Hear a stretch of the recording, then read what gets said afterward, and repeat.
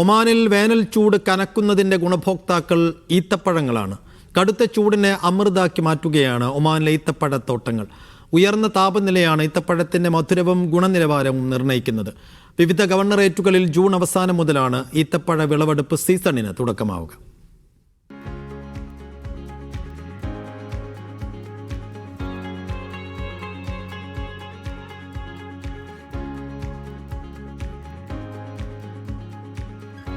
ഒമാനിൽ വേനൽ ചൂട് അതിൻ്റെ പരമാവധിയിലേക്ക് ഉയരുകയാണ്.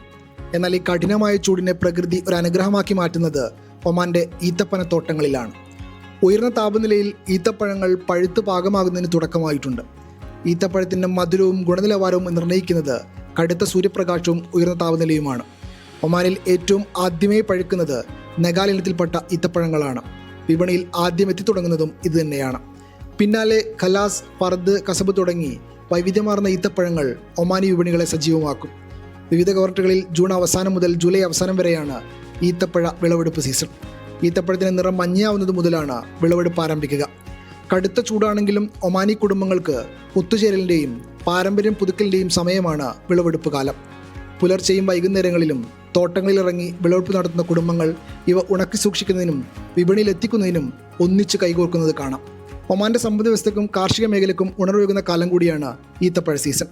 Media 1, Muscat.